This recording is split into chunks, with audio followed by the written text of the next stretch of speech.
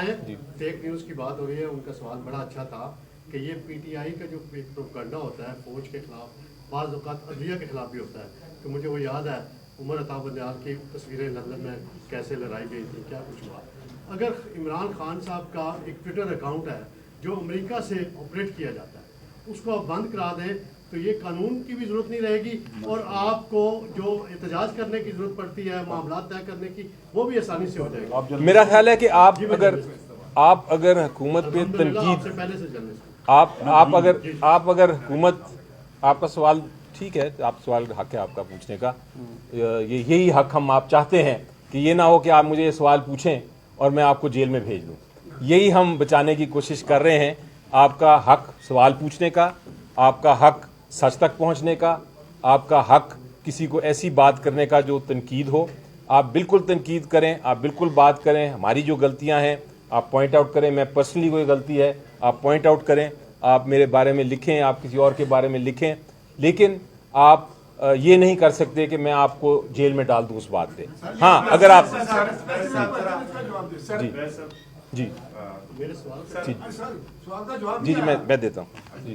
साहब, गुजारिश ये है कि जो हम प्रेस गैलरी जो है, इसने एक ओथ लिया हुआ है कि हमने पार्लियामेंट की बालादस्ती के लिए जंग लड़ी, लेकिन हैरत अंगेज तौर पर जुम्मे को जब इजलास हुआ और प्रेस गैलरी वॉकआउट पर थी, और माजी में कोई ऐसी रिवायत नहीं है कि प्रेस गैलरी वॉकआउट पर हो, उसे मनाने के लिए कोई ना आए और इजलास खत्म कर दे। आज भी प्रेस गैलरी वॉकआउट पर थी और इजलास खत्म हो गया। इस रवैये को आप कैसे देखते हैं?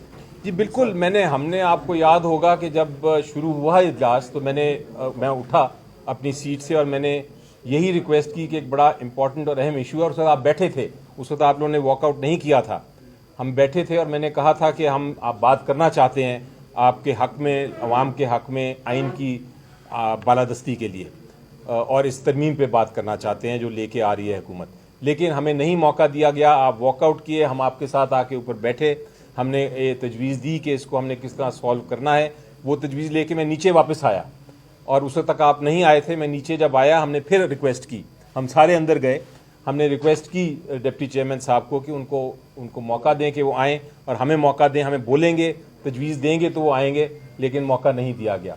तो ये इस किस्म का जो रवैया है उसे नजर आता है कि दाल में जरूर कुछ काला है, उसे नजर आता है। बैरिस्टर साहब सिर्फ ये बता दें कि हमने ये देखा है कि जब भी आइन और कानून का कोई अहम मौका आता है जिसमें पाकिस्तान तहरीक इंसाफ मुखालफत करती है और बाकायदा सड़कों पर बाहर उसका एहतजाज रिकॉर्ड कराती है, उसी वक्त आप में एक शगाफ डाल दिया जाता है। अब सेनेटर सलीम रमान जो कमेटी दाखिला के चेयरमैन है, मैंडेट उनके पास है इमरान खान की जमात का, आपने उसे मुंतखब किया, आज पाकिस्तान तहरीक इंसाफ इस कानून के मुखालिफ है। आप ये बताइए, आपका जो ज़ाब्ता अखलाक है, आपका जो कानून है, आपका जो पार्टी डिसिप्लिन है, इस हवाले से भी कोई कार्रवाई होती है अगर आप मुखालिफ है और आपका चेयरमैन उसकी हिमायत करे? जी देखें, जहाँ तक नहीं, सवाल उनका करेक्ट कर लेते हैं।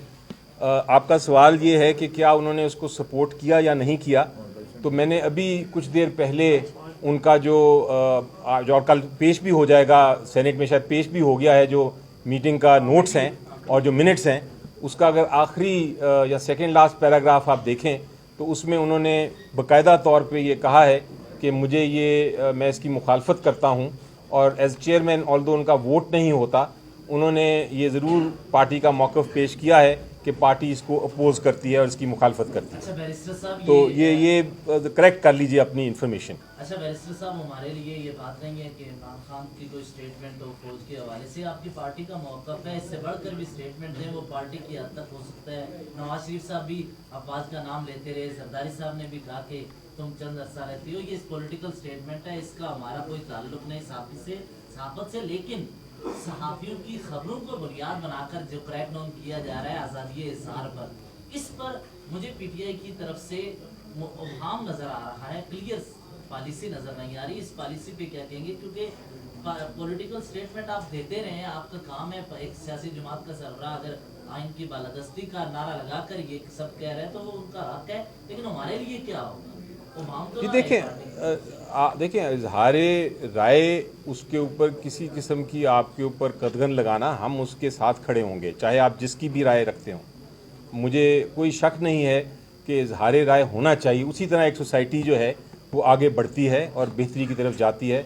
जब भी हमने देखा तारीख में डिक्टेटरशिप आई है या कोई ऐसी हुकूमत आई है जो पीछे से सपोर्टेड है किसी जो जमहूरियत में बिलीव नहीं करते, यकीन नहीं रखते, तो कोशिश सबसे पहले अटैक क्यों करती है इज़हार राय पे? वो इसीलिए करती है कि कोई किसी किस्म की अवाम को ना पता चल सके कि सच क्या है। तो हम तो सच की लड़ाई लड़ रहे हैं और लड़ते रहेंगे। अब आप देखिए, एक मैं आपको एग्जांपल देता हूँ छोटा सा कि हमने अपील फाइल की है मसलन अल कादिर केस की, जो इमरान खान साहब के साथ हमारे मुताबिक झूठा केस है। हाई कोर्ट में हमने पेश किया है उस केस को, लेकिन वहाँ और ट्रेडिशन हाई कोर्ट में ये है कि जो जजेस होते हैं जो अभी कंफर्म नहीं होते, उनके सामने इतने अहम केसेस नहीं लगाए जाते, लेकिन वो केस लग गया है। वो ऐसे जज साहिबान के पास लगा है जो अभी हमने अपॉइंट किए हैं, JCP ने जो अभी नॉमिनेट किए हैं, और वो अभी एडिशनल जजेस हैं, कंफर्म भी नहीं। सो ये इस तरह की जब ट्रेडिशनली ये बिल्कुल ट्रेडिशन के ख़िलाफ़ है और इंसाफ के ख़िलाफ़ है, इसमें ट्रांसपेरेंसी नहीं नज़र आती। तो ये इस किस्म की चीज़ें हैं। अगर हम इस तरह की चीज़ें रेज़ नहीं करेंगे और ये मौक़िफ़ नहीं हम उसकी बात करेंगे, हो सकता है हम गलत तो हो सकता है सही हों,